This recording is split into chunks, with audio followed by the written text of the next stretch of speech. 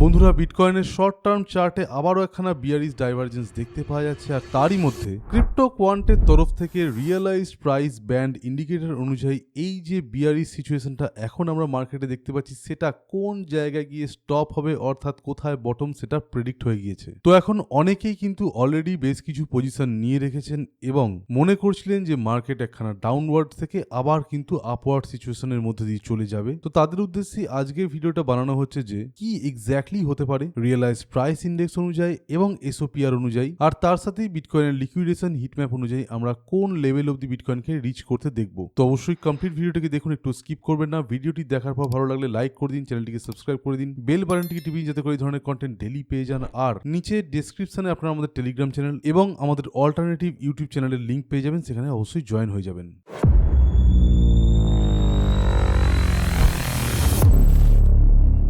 তো শুরুতেই আমরা চলে আসছি বিটকয়েনের শর্ট টার্মের একদম 1 আওয়ারের চার্টে, এবং এখানে আপনারা এলেই দেখতে পাচ্ছেন একদম ক্লিয়ারলি যে আরএসআই এর সাথে বিটকয়েন একটা বিয়ারিশ ডাইভারজেন্স তৈরি করেছে, exactly the way it created another divergence which was the bullish divergence before. এটা প্লে আউট করেছে মানেই কিন্তু এটা প্লে আউট করবে তার কোনো মানে নেই, কিন্তু অলরেডি আমরা ডাউনওয়ার্ড সিচুয়েশন দেখতে পাচ্ছি।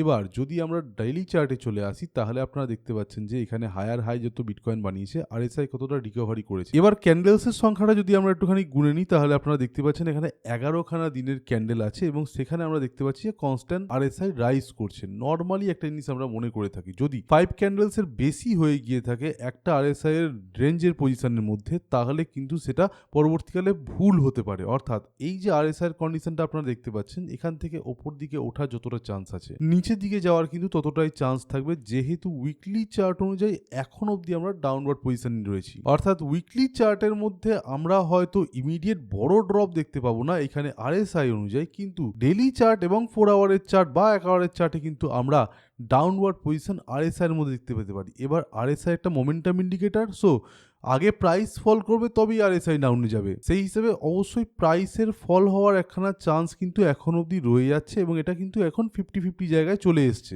এইবার আমরা আপনাদেরকে এর আগেও প্রচুর ভিডিওতে বারংবার বলেছি একটা রেঞ্জের কথা, যে রেঞ্জটা এক্সিস্ট করছে 55 to 70,000 এর মধ্যে। যারা আমাদের চ্যানেলের প্রিভিয়াস সাবস্ক্রাইবার্স আছেন তারা অলরেডি জানবেন, এবং যারা আমাদের ভিউয়ার্স আছেন ডেলি, তারা কিন্তু অলরেডি জানেন যে কেন আমরা এই রেঞ্জটাকে ধরে নিয়েছিলাম। প্রচুর এক্সপ্লেনেশন এই সম্পর্কে দেওয়া হয়েছে। আমরা মনে করছি এই জায়গাটায় বিটকয়েন কনসলিডেট করতে পারে এবং তারপর একটা ডিসাইডিং ফ্যাক্টর হয়ে দাঁড়াতে পারে যে প্রাইস ওপরের দিকে যাবে না নিচের দিকে যাবে, এবং সেটা কোনো একটা গ্লোবাল ইকোনমিক সিচুয়েশন ভালো হলে অথবা খারাপ হলে ডিপেন্ড করছে কি হবে, তার উপর বেস করে কিন্তু মার্কেট মুভ করতে পারে। অবশ্যই তার মধ্যে দুটো জিনিস হওয়ার যেটা সবচেয়ে বেশি প্রবাবিলিটি আছে, যার মধ্যে প্রথমেই হচ্ছে কোয়ান্টিটেটিভ ইজিং স্টার্ট হতে পারে, মানি প্রিন্টিং যার মধ্যে একখানা বিশেষ ব্যাপার, এবং তার সাথে জেরোম পাওয়েল কিন্তু সরে যেতে পারেন এবং তার জায়গায় নতুন ফেডারেল রিজার্ভের চেয়ারপারসন আসতে পারে। তো এটা যদি হয়ে যায়, তখন আমরা কিন্তু নতুন একটা সিনারিও দেখতে পেতে পারি মার্কেটের মধ্যে। তখনও অবধি কিন্তু মার্কেট ডাউনেই যাবে, পরবর্তীকালে আস্তে আস্তে ইজিং হওয়ার পর মার্কেট হয়তো আপ হবে। তো এই যে সিচুয়েশনটা আপনারা এখন ফেস করছেন,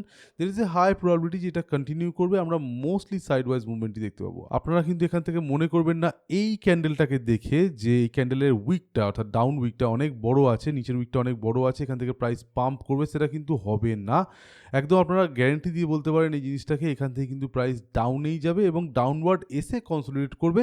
আর সেই রেঞ্জটাকে কিন্তু এখন আমরা যে দেখতে পাচ্ছি যে already realise price band indicator অনুযায়ী ক্রিপ্টো কোয়ান্টের তরফ থেকে একখানা কনফার্মেশন চলে এসছে। তো এই ধরনের কনফার্মেশনের মধ্যে আমরা কমপ্লিটলি তো রিলাই করতে পারি না, তবুও রিয়েলাইজ প্রাইস ব্যান্ডস খুবই একটা ইম্পর্টেন্ট জিনিস। এর আগেও কার্যকরী হয়েছে, তবে বলে রাখি প্রতিবারই দেখতে পাওয়া যায় যে রিয়েলাইজ প্রাইস ব্যান্ডে হিট করার পরেও কিন্তু প্রাইস ডাউন যায়, এবং সেটা প্রতিটি বিয়ার মার্কেটেই হয়েছে। এবং যে টাইমটার মধ্যে আমরা অথবা বিভিন্ন ইন্ডিকেটর মনে করে যে রিয়েলাইজ প্রাইসের নিচে চলে যাওয়ার পর আবার উঠে আসা যে টাইম পিরিয়ডটা আছে বা টাইম স্প্যানটা আছে, ওই টাইম স্প্যানটা যতটা হওয়া উচিত তার চেয়ে কিন্তু বেশি হয়। তো মোটামুটিভাবে এখন অবধি দেখতে পাওয়া যাচ্ছে যে 55,000 এর রিয়েলাইজড প্রাইস রয়েছে। তো আমাদের মতে প্রিভিয়াস হিস্ট্রি কিন্তু আবারও রিপিট হবে।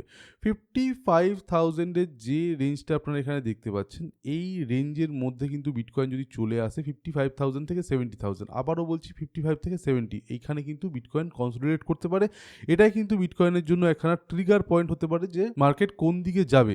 55,000 টাচ করার পর যদি বারংবার সেই প্রাইসটাকে হিট করে মার্কেট, তাহলে কিন্তু বুঝে পাবেন আপনারা আস্তে আস্তে যে প্রাইস কিন্তু একখানা সাপোর্টকে বারবার হিট করছে, সুতরাং সাপোর্টটা আস্তে আস্তে উইক হচ্ছে। এখনো অবধি আমরা ওই সাপোর্টটা পাইনি। তো সম্পূর্ণ সব জিনিসকে আগে থেকে ভেবে চিন্তে কাজ করা সম্ভব হয় না। কখনো কখনো মার্কেট কোন দিকে যাচ্ছে, যতক্ষণ না যাচ্ছে সেটা প্রেডিক্ট করা যায় না। তো আমাদেরকে একটু ওয়েট করতে হবে এবং মোস্টলি দেখতে হবে যে বিয়ারিশ সিনারিওটা কতটা কুইকলি আসে। যদি একটা দুটো ক্যান্ডেলের মধ্যে, অর্থাৎ উইকলি ক্যান্ডেলের একটা ক্যান্ডেল কি দুটো ক্যান্ডেলের মধ্যে আমরা দেখতে পেলাম যে মার্কেট হঠাৎ করে ক্র্যাশ করে গেল একদিন কি দুদিনের মধ্যে এবং তার পরবর্তীকালে মার্কেট রিকভার করতে পারছে না, তার মানে আপনারা বুঝবেন গ্যারেন্টির সাথে যে 55,000 কিন্তু বটম নয়, 55,000-এরও নিচে প্রাইস যেতে পারে। আরও একটা ব্যাপার আপনাদেরকে শেয়ার করি, কোনো সাপোর্ট লাইনের উপর যদি আপনারা দেখতে পান প্রাইস হিট করলো, সেই সাপোর্ট লাইন থেকে বাউন্স করলো, আবারও হিট করছে, বাউন্স করছে, এবং নেক্সট টাইম যখন সেই সাপোর্টটা হিট করতে আসছে তখন প্রিভিয়াস যে হাইটা ছিল সেটাকে ক্রস করতে পারেনি, তাহলে কিন্তু বুঝবেন আপনারা মোটামুটি 100% শিওর থাকতে পারেন এই সাপোর্টটা টিকবে না, এখান থেকে ড্রপ হয়ে যাবে। তো হয়তো এক মাস পরে যেটা হতে পারে তার আগাম ইঙ্গিত আমরা এখন থেকে দিচ্ছি, ঠিক যেভাবে আমরা কিন্তু এর আগের বিভিন্ন ভিডিওতে আপনাদেরকে বলেছিলাম যখন বিটকয়েনের প্রাইস কিন্তু অনেক ওপরে ছিল, ঠিক আছে, 100K থেকে ড্রপ করছিল, তখনই আমরা কিন্তু বলা স্টার্ট করেছিলাম যে 55 থেকে 70,000-এর মধ্যে একবার আসবে। 90 থেকে যখন ড্রপ করে যায় তখন আমরা কিন্তু আপনাদেরকে মোটামুটি 80%-এর ধারণা দিয়েছিলাম যে এই জায়গায় আসবেই আসবে, 80% আপনাদেরকে বলেছিলাম যে চান্স আছে।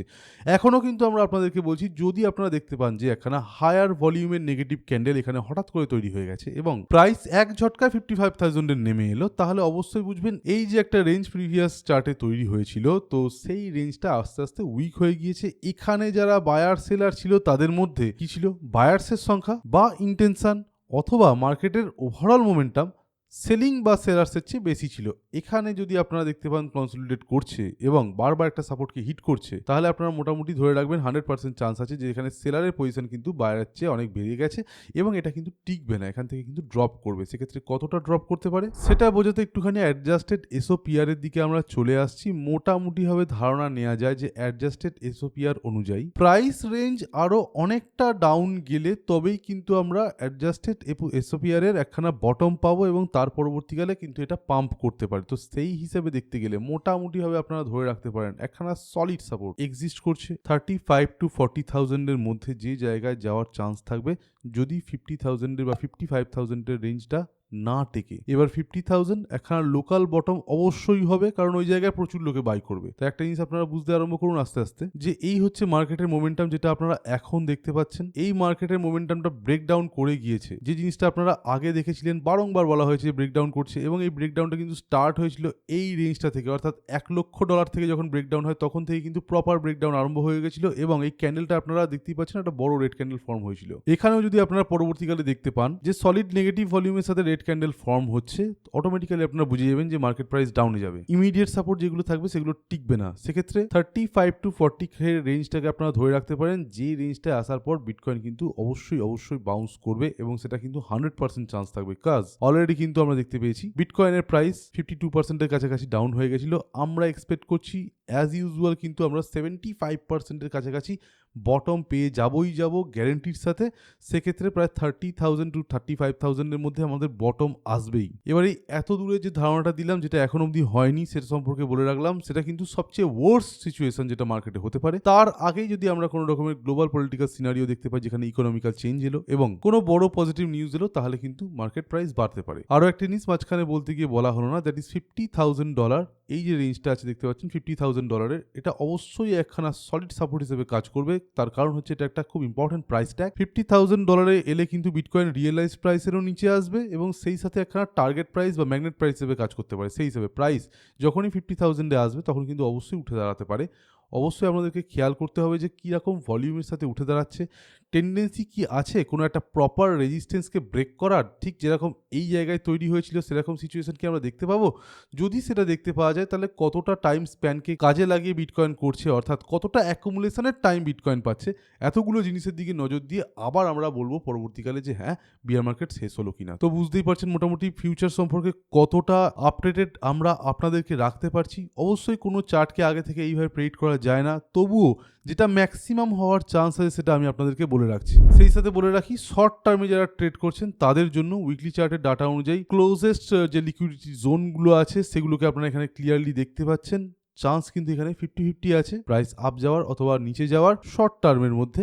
লং টার্মে কিন্তু এখন অবধি প্রায় 80% চান্স আছে প্রাইস নিচে যাওয়ার। আরও বলি বিটকয়েন ইটিএফ ফ্লো এর চার্ট আপনারা এখানে স্ক্রিনে দেখতেই পাচ্ছেন, মোটামুটি ভাবে দেখতেই পাচ্ছেন একদম ক্লিয়ারলি যে নেগেটিভ ফ্লো যেটা আছে বা আউটফ্লো যেটা আছে সেটা কিন্তু অনেক বেশি আছে। সুতরাং পরবর্তীকালে এটা কন্টিনিউ করতে পারে। নর্মালি মার্কেটের টেন্ডেন্সি কিন্তু এমনই হয় যে জিনিসটা কন্টিনিউ করছে প্রায় 15-20 দিন ধরে, সেই জিনিসটা কিন্তু আরো কয়েকদিন কন্টিনিউ করে যতক্ষণ একটা ট্রিমেন্ডাস স্পাইক আমরা দেখতে পাচ্ছি বিটকয়েনের মধ্যে। তো বন্ধুরা, শর্ট টার্মের কথা ভেবে যারা ট্রেড নিচ্ছেন তারা অবশ্যই 50-50 চান্সের কথা মাথায় রেখে ট্রেড নিন। আর যারা মনে করছেন যে একদম লং টার্মের কথা মাথায় রেখে আমরা ট্রেড নেব এবং ইনভেস্ট করব, তারা কিন্তু দুটো থেকেই দূরে থাকুন। তার কারণ ম্যাক্সিমাম চান্স থাকবে যে স্পটের দিকে ট্রেডগুলো লিকুইডেট হয়ে যাওয়ার, বিশেষ করে অল্ট কয়েন্সের মধ্যে। কারণ বিভিন্ন অল্ট কয়েন এখন এমন জায়গায় দাঁড়িয়ে আছে, তারা যখন ডাউনওয়ার্ড মোমেন্টামে আসছে তখন অনেক নেগেটিভ ভলিউম, আর যখন উপরের দিকে যেতে আরম্ভ করছে অনেক কম পজিটিভ ভলিউম। সুতরাং যারা মোস্টলি লং এর দিকে ট্রেড নেওয়া পছন্দ করেন আর স্পট ট্রেডে খেলেন, তারা এখন মার্কেট থেকে একটু দূরে থাকুন। আর যারা লং টার্মে ইনভেস্ট করার কথা ভাবছেন, তারা অবশ্যই কয়েকটা মাস অপেক্ষা করে যান। বিটকয়েনের বটম কিন্তু এখনো হিট হয়নি। যখন হিট হবে তখন আমরা আপনাদেরকে একটা ইন্ডিকেশন দেওয়া আরম্ভ করবো, তখনই কিন্তু আপনারা নতুন করে লং টার্মের জন্য ইনভেস্ট করা আরম্ভ করবেন। আর ভালো কয়েনের মধ্যে ইনভেস্ট করবেন, অন্য কোনো ছোট কয়েনে বা সিট কয়েনে বা মিন কয়েনে কিন্তু আপনারা ইনভেস্ট করতে যাবেন না। ইথিরিয়ামের মতো কয়েন আছে বা অন্যান্য কয়েন্স যেমন